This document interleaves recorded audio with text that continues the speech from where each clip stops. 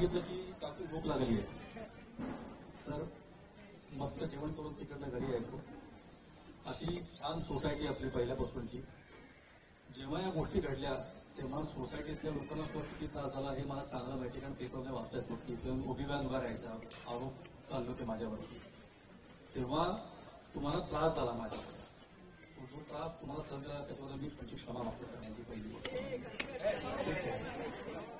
आणि आज बाकी ठिकाणी मला माझं कौतुक होतं किंवा माझ्याबद्दल चांगलं बोललं जातं, पण हा घरचा जो हे आहे, जो मला प्रेम मिळतंय ना, त्याची पूर्ण कुठेच नाही होऊ शकते. मला हे खरं फॅमिली म्हणजे कुटुंबात परत याची भावना आहे मला. आज म्हणजे मला एवढं वाटलं होतं की एवढं मोठं सगळं झाड घालत असेल केसर काकूंनी आणि शेखरनी आणि रणजितनी, ठीक आहे, पण मला वाटलं की छोटंसं फक्त असेल आणि वेळेत फक्त पोहोचायचा प्रयत्न करायला सांगित होता मला.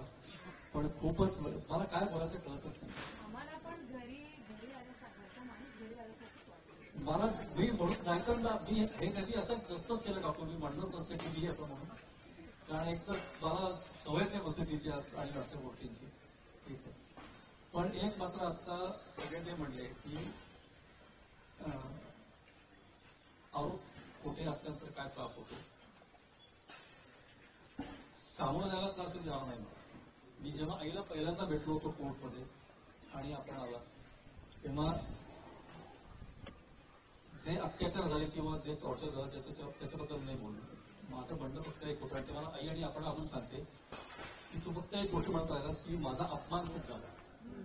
शिपाई माणसाला एक गोष्ट असते आणि मला माझ्याबद्दल कोणी माझ्या देशभक्तीबद्दल किंवा माझ्या देशाप्रती असलेल्या निष्ठेबद्दल शंका घेण्याचं आज मी इथे ठामपणे सांगतो आणि मी म्हणत राहीन की कोर्टात देखील गोष्ट बोललोय की प्रत्यक्ष शत्रू देखील माझ्यावरती बोट टाकू शकणार नाही माझ्या राष्ट्रभक्तीबद्दल आणि माझ्या राष्ट्राबद्दलच्या असलेल्या